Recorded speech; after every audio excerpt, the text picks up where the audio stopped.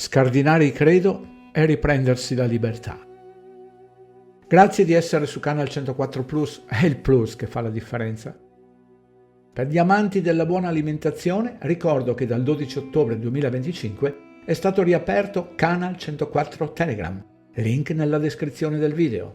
La frase "chi crede è cieco" fa riferimento a un'espressione proverbiale che significa che la cecità non è solo fisica, ma soprattutto intellettuale o spirituale, e che chi è troppo convinto di vedere, cioè di sapere tutto, è il più cieco. Non siamo nel pericolo di una terza guerra mondiale, ma stiamo vivendo una guerra mentale e molti di voi lo sanno.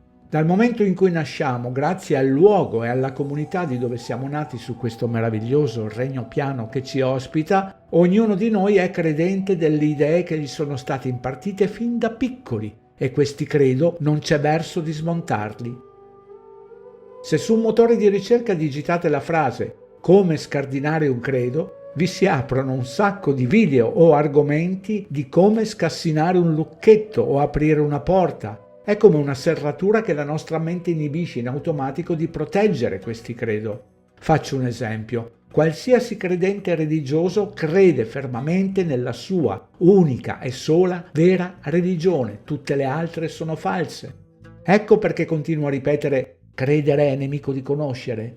Crediamo nel globo semplicemente perché ce lo hanno iniettato nell'educazione fin da piccini e abbiamo ricevuto questa falsa informazione dai genitori e dalla società grazie alla guerra mentale in atto da soli un paio di secoli.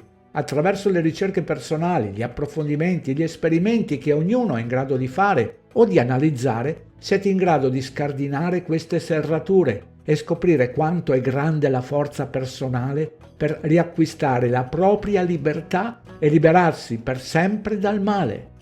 La Terra non è un globo. Vi è stato inoculato dai media, dai film e dalle immagini fasulle delle agenzie spaziali.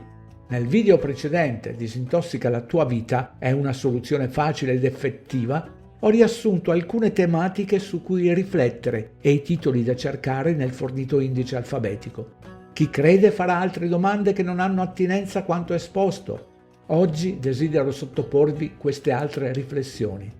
Per giustificare che non percepiamo alcun movimento riguardo la rotazione del presunto globo, spesso avete risposto con la frase "si tratta del movimento relativo, è come fossimo all'interno di un treno".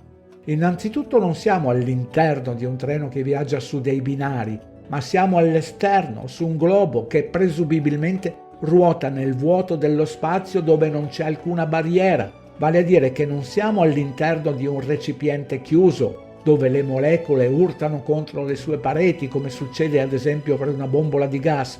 Eppure l'atmosfera non viene risucchiata ai valori inferiori a 10 alla meno 9 millibar o 10 alla meno 12 torr, che dovrebbero esserci nel vuoto dello spazio.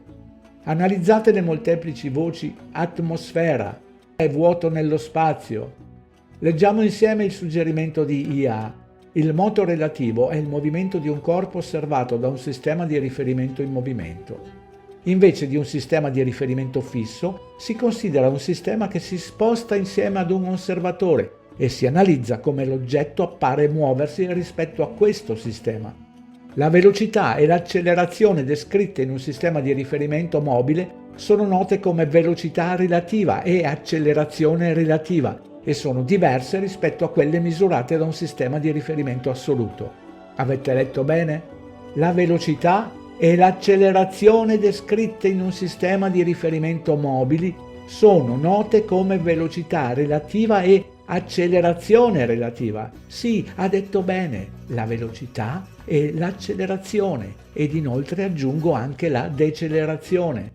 Nel credo che ci hanno introdotto stiamo viaggiando attorno al Sole e nello stesso momento stiamo ruotando sull'ipotetico asse di una sfera. Pertanto riceviamo costantemente accelerazioni e decelerazioni 2 volte per ogni rotazione quotidiana.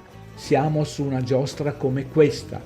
Viene spiegato molto bene in Fisica della Kryptonite Playlist prima parte, nel video moto relativo e nei 2 video conservazione della quantità di moto e conservazione di moto costante. Assolutamente no.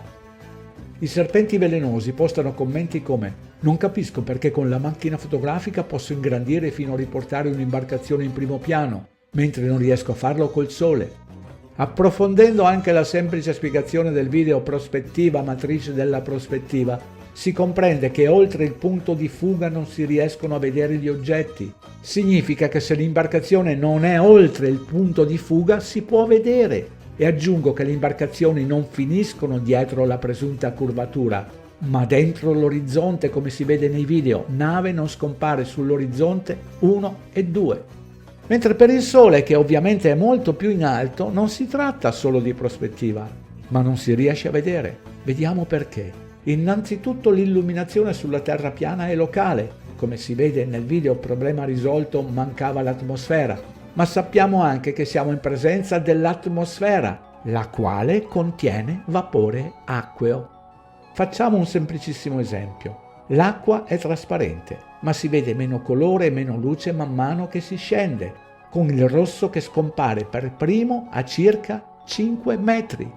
A 30-40 metri i colori percepibili sono principalmente blu e verde, mentre a 200 metri non c'è più alcuna luce solare visibile. A soli 200 metri non si vede più alcuna luce solare. Pertanto, in presenza dell'atmosfera, che contiene vapore acqueo, a migliaia di chilometri di distanza succede esattamente lo stesso. Tutto questo viene spiegato cliccando sulla voce densità dell'aria, fogli acetati. Sono sempre in pronta consegna i libri Il risveglio e Il secolare nuovo ordine del male.